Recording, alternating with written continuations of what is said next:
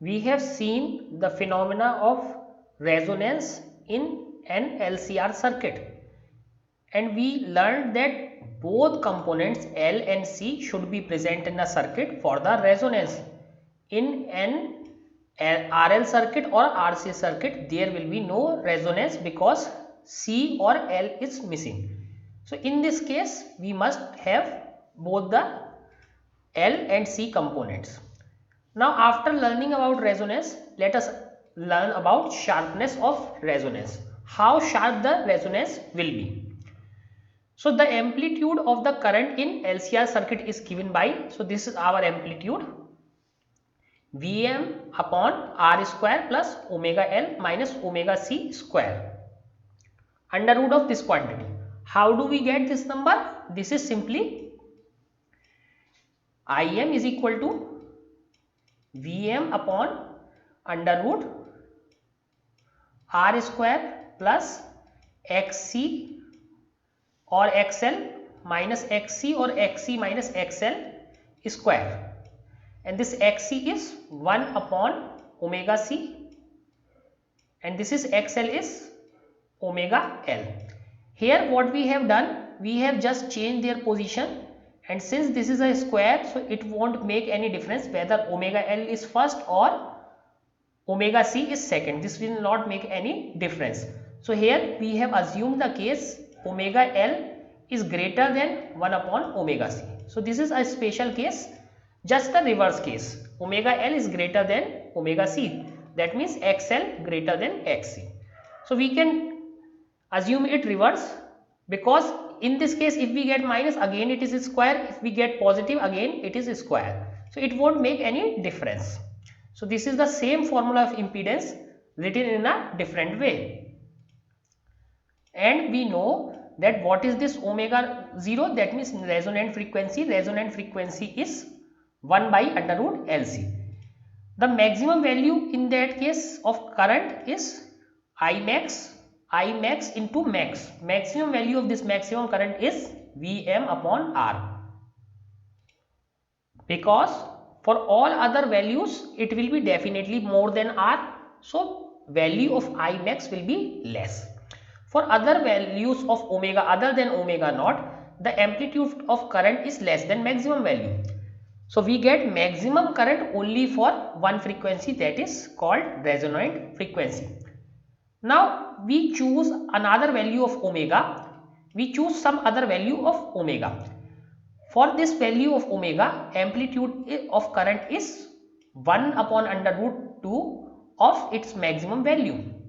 So we have chosen some value of omega, let us say omega, for which this is I am max by root 2.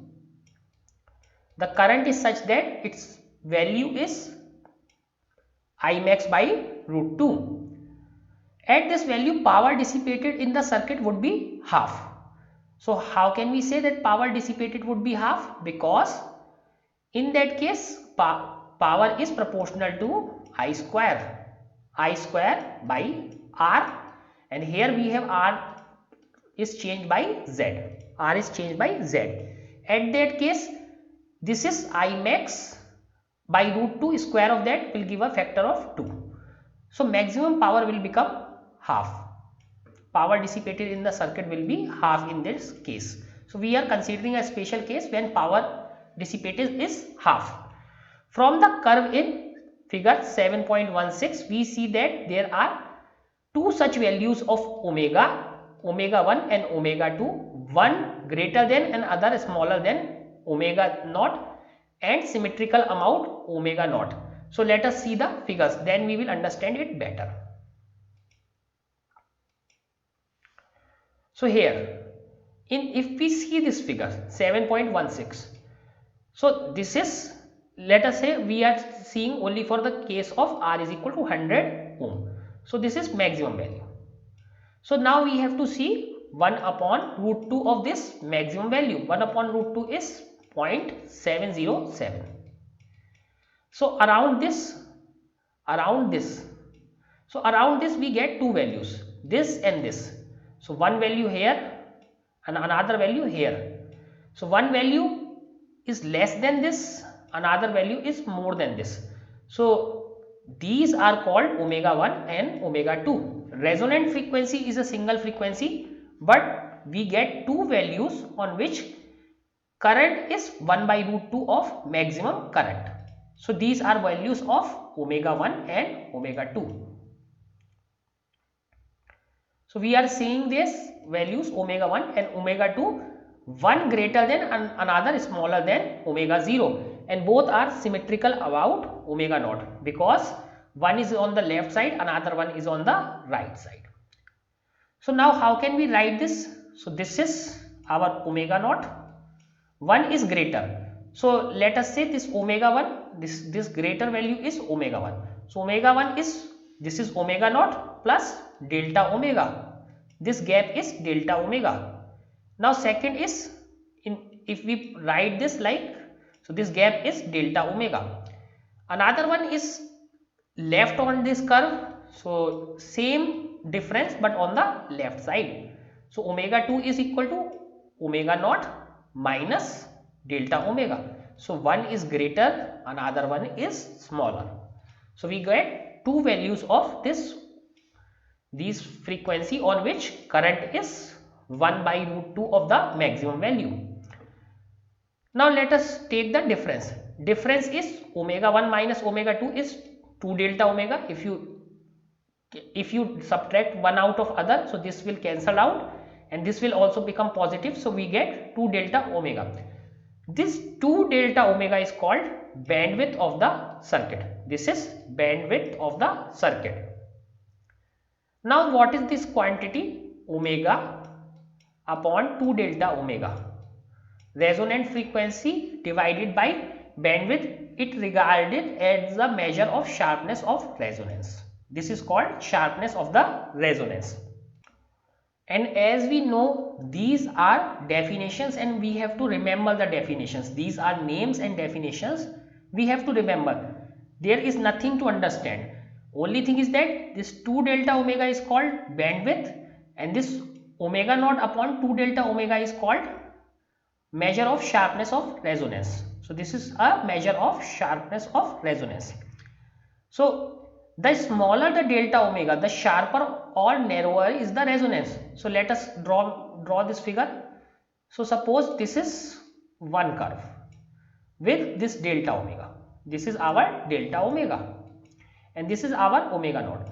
In another curve, omega naught remains at the same place, but now this 2 delta omega is much smaller. Now this 2 delta omega is much smaller. So this curve is much more sharper. Hence we are saying this omega naught upon 2 delta omega is a measure of sharpness. This is a measure of sharpness. To get an expression for delta omega, we note that current is 1 by root 2 of maximum value. So we are taking this at a value 0.707 of maximum value. So this is we are doing. So in that case, omega 1 is equal to omega 0 plus delta omega. Therefore, what we get for omega 1? Im is equal to Vm upon r square omega 1 L minus omega 1 C square. Same formula for I, but what we have done? We have just replaced omega by omega 1. And what was this Im max? This was simply Vm upon r, because at omega is equal to omega 0, these two components were cancelled out. So this was maximum value of I max. So first we have solved for omega 1. So this is our omega 1 and we know what is the value. Value is I max by root 2. Hence this must be V upon r root 2, because this I max is Vm by r. So this must be equal to Vm by r root 2. So this is for first frequency. Or what we get? R square plus omega 1 L square must be equal to r root 2. So what we have done? So let us see it once more. So what we have done? So we have applied frequency omega 1. So Im must be Vm upon R square omega 1 L minus 1 upon omega C square. So this was our formula, and we know what is Im max. This was Vm upon R. Vm upon R. If we are taking root 2 of this, so this is root 2 of this. So this is the equation. I max by root 2 is equal to Vm upon R root 2. Now what we are doing? We are Vm cancelled out, and we are equating this with Vm by R root 2. So R root 2 must be equal to this function.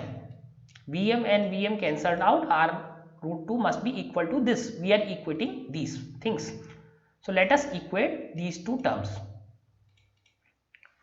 So we are equating these two terms and squaring both the sides. So R square omega 1 L minus omega 1 C square is equal to 2R square. This is 2, this is R square. So what we get? This R square goes to this side. This is minus R square.